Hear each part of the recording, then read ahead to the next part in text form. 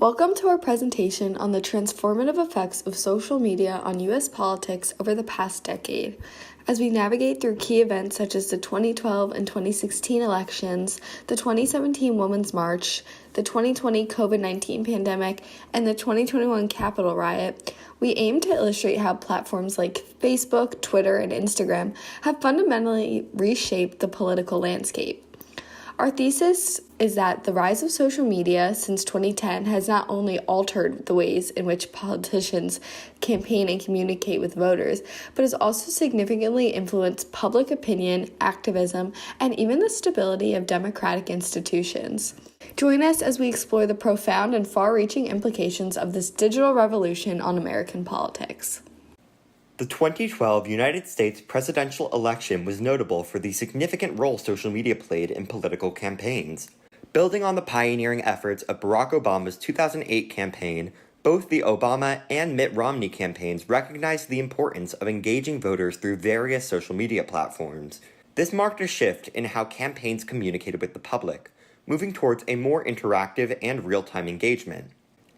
In 2008, Barack Obama's campaign was considered groundbreaking for its use of social media. By 2012, social media had become an integral part of political campaigning. Both Obama and Romney utilized platforms such as Facebook, Twitter, YouTube, and Tumblr to connect with voters. This shift allowed for continuous communication, keeping the electorate informed and engaged with the political process. On election night in 2012, social media was as crucial as television for real-time voter engagement. Voters actively participated in conversations on platforms like Facebook and Twitter, discussing and reacting to events as they happened. This interactive aspect allowed voters to engage in real-time fact-checking and collective discussions. Obama's immediate tweet thanking supporters after his projected victory exemplified this direct and immediate engagement, contrasting with Romney's more traditional approach. The 2012 election highlighted distinct differences in how Obama and Romney utilized social media in their campaigns. Obama's social media campaign was significantly more active, creating 614 posts compared to Romney's 168. This disparity was especially evident on Twitter. Romney's campaign averaged just one tweet per day, while Obama's team published 29 tweets daily, 17 on his presidential account and 12 on his campaign account. Obama's campaign was noted for its sophisticated use of data analytics to tailor messages to specific voter groups. This strategy involved a detailed analysis of voter data to create personalized content, such as targeted Facebook ads and customized tweets, resulting in higher engagement and more effective communication. In contrast, Romney's campaign focused more on increasing its online presence to bridge the digital gap. While Romney's team made significant strides by ramping up activity on Twitter and launching a dedicated YouTube channel, they were less effective than Obama's team in producing content and generating engagement. Social media played a critical role in mobilizing voters for both campaigns. Features on platforms like Facebook allowed users to share their voting experiences, which encouraged others to vote. According to Pew Research, 69% of voters used social media to promote that they had voted. Both campaigns utilized these features to engage their voter bases. For example, Facebook's I'm Voting button and Twitter's election hashtags played significant roles. However, Obama's campaign, with its higher engagement and tailored messaging, was more successful in leveraging social media to boost voter turnout. Both candidates actively used social media to shape public perception. They posted updates, shared behind-the-scenes content, and responded to opponents to create a relatable and accessible image. However, the Obama campaign excelled in this area by incorporating pop culture references and engaging content, particularly on platforms like Tumblr. For instance, Obama's campaign created GIFs and memes that resonated with younger voters, making his online presence more dynamic and relatable. In contrast, Romney's more traditional and less interactive social media approach did not generate the same level of engagement or relatability. In fact, some of Romney's actions on social media actually had a negative impact on his campaign. For example, in response to a debate question about pay equity for women, Romney used the phrase "binders full of women" to describe his efforts to find qualified female candidates for cabinet positions. This phrase was widely criticized as tone-deaf and out of touch, leading to political attacks on his stance on women's issues and sparking a viral internet meme. To summarize, social media played a more significant role in political campaigns during the 2012 election than ever before. Both candidates used social media to engage with voters, but Obama's campaign was notably more impactful. Building on his successful use of social media in the 2008 election, it was one of the key factors contributing to his re-election in 2012. In the age of digital communication, social media platforms like Facebook, Twitter, and Instagram have become powerful tools for information dissemination.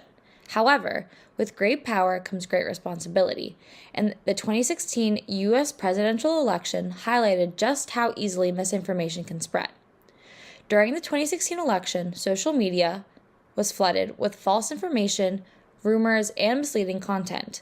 These platforms designed to connect people and share information quickly became breeding grounds for misinformation. Let's explore how this happened and the impact it had. One primary way misinformation spread was through the creation and sharing of fake news articles. These articles often had sensational headlines and were designed to provoke strong emotional reactions, encouraging people to share them without verifying the facts. Social media platforms amplified these efforts. False news stories were shared more widely than legitimate news, misleading millions of voters. Most of these fake news stories came from bot accounts and trolls, amplifying these false narratives. These automated and semi-automated accounts were used to share and spread misinformation rapidly, creating the illusion of widespread support or belief in these false stories as seen in the image above. Here are a few examples of news stories that were used to sway Americans' opinions and create false narratives. Foreign actors, particularly from Russia, were found to have interfered with the election by using social media to spread disinformation.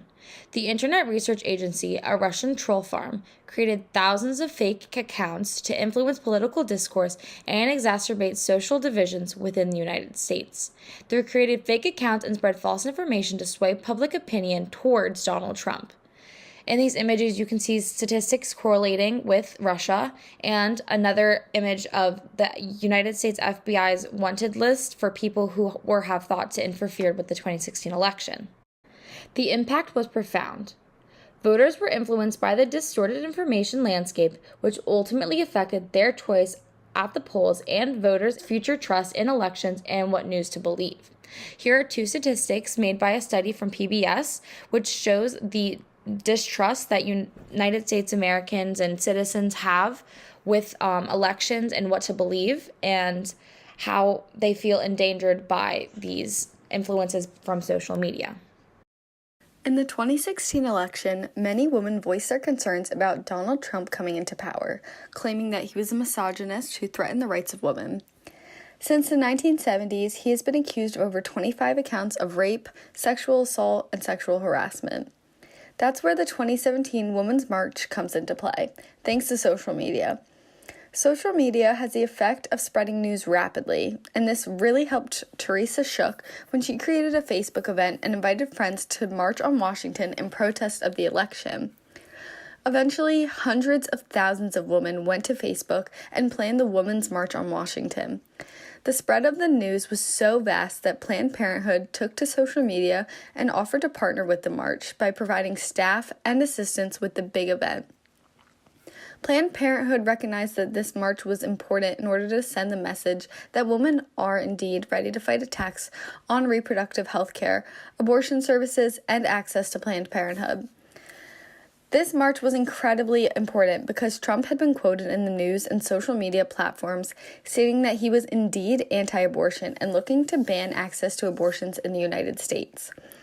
When the march occurred on January 21st of 2017, the day after the inauguration, there were participants from all 7 continents, yes, even Antarctica. There was an estimate of 4 million people participating in the U.S. and up to 5 million more worldwide. It was at the time the largest single-day protest in U.S. history. This Women's March clearly got attention from Trump because in March of 2017, he named March Women's History Month. He was quoted saying, "We are proud of our nation's achievements in promoting women's full participation in all aspects of American life and are resolute in our commitment to supporting women's continued advancement in America and around the world." The rapid spread of Women's March through social media clearly raised awareness about the struggles of women's rights in our country, thanks to the fact that it was started over social media and streamed throughout the whole entire march as well.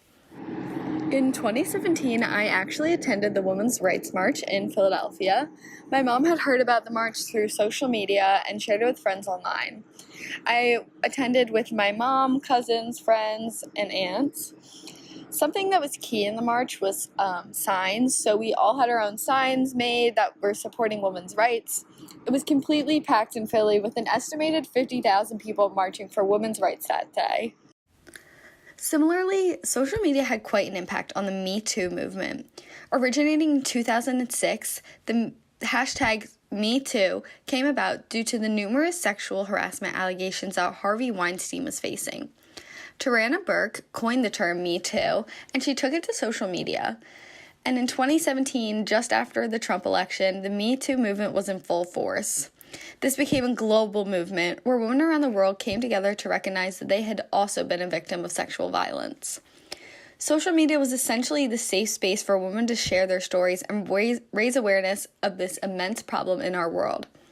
After the hashtag MeToo went viral in late 2017, Facebook reported that almost half of its American users were friends with someone who had said that they had been sexually assaulted or harassed. Thanks to social media all around the world, women were able to raise awareness about this problem in the United States.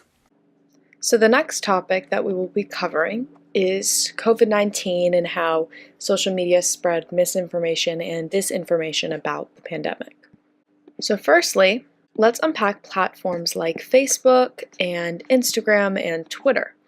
And kind of YouTube and all of those contributed to this global challenge. In March of 2020, major social media companies like Facebook, Twitter, Google, and YouTube pledged to combat the spread of pandemic-related misinformation. They partnered with fact-checkers and researchers to flag and remove false content. However, despite these efforts, misinformation and disinformation continued to flood all of these platforms, overwhelming their content moderation systems. In fact, there was a study done by the University of Oxford, and it analyzed 225 pieces of COVID-19 misinformation through multiple different sites, and they found that over half of them were either deleted or labeled with warnings, and a significant portion of these posts remained accessible to the public. So basically, anyone could kind of access misinformation, and this ended up being really detrimental to, any of the rumors that were promoting anti-vax sentiment, taking off your mask, and honestly, in my opinion, and I think a lot of others, prolonged the pandemic much more than it needed to be. This study showed that on Twitter, 59% of the posts were flagged as false by multiple fact checkers, and they stayed up without any warnings, even though over half of them were false. Facebook, on the other hand, faced its own set of challenges in comparison to Twitter. Despite removing some posts and displaying warnings to users who interacted with false information, their systems could not keep up. A striking example of this is a Consumer Reports investigation where a fake organization managed to get ads approved by Facebook that called COVID-19 a hoax and suggested dangerous practices like drinking bleach in order to cure them from the pandemic. The situation was further complicated by the platform's reliance on algorithms for ad targeting and content moderation, especially as human moderators were less available due to lockdowns. This reliance led to many more mistakes and allowed dangerous content to spread much more easily than ever before. Take the case of anti-lockdown protests. In April of 2020, Michigan saw significant protests organized through Facebook, driven by pages with names like Reopen Minnesota and Wisconsinites Against Excessive Quarantine. These groups were not only spread by misinformation about the virus, but also had many ties to well-funded political organizations by demonstrating how targeted information could be mobilizing to people and influence their public behavior. So what does all of this tell us? Well, this tells us that social media is a business model in that it amplifies content through algorithms designed for engagement and inadvertently magnifies the spread of misinformation.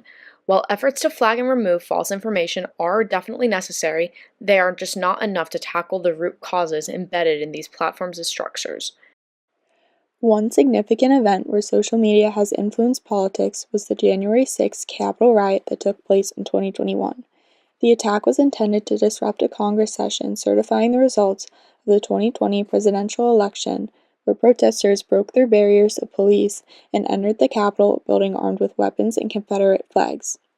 They vandalized the interior looking for Vice President Mike Pence, who they deemed a traitor for refusing to interfere with the electoral votes.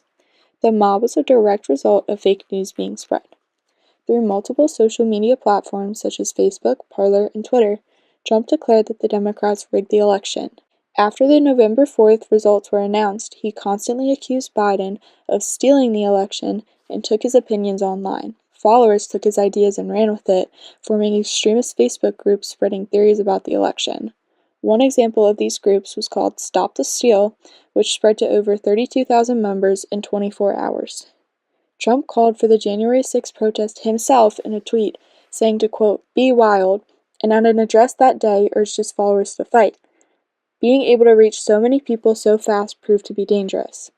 After the riot concluded, Trump took to social media again, not to condemn the actions that took place, but to support them. Shortly after, he was banned from several platforms of social media, and the actions led to a second impeachment. 1,240 rioters were arrested, and Joe Biden's win was confirmed at 3:24 that following morning. Thank you for watching our presentation on how social media has transformed American politics. Here is a video that can serve as a quick recap of the information we covered. After this video, there will be a brief 10-question multiple-choice quiz to test your understanding of our topic. Today, the gatekeepers of meaningful freedom of speech are the social media companies.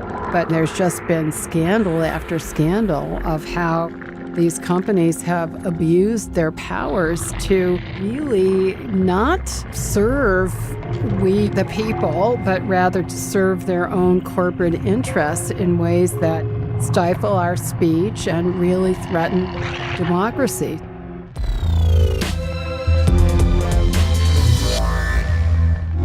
What's really noteworthy is that the First Amendment imposes absolutely no limit on private sector entities. So Twitter and Facebook and Google and all of the social media have complete freedom to pick and choose who gets to speak and what they can say and who does not get to speak and what may not be said.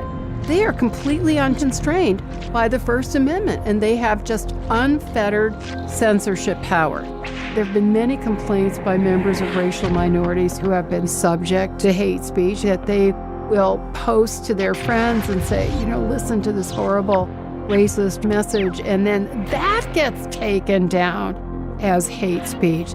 There's no ability to distinguish the context. Is it a message that is endorsing the hateful idea, or is it criticizing the hateful idea? These nuances are just lost.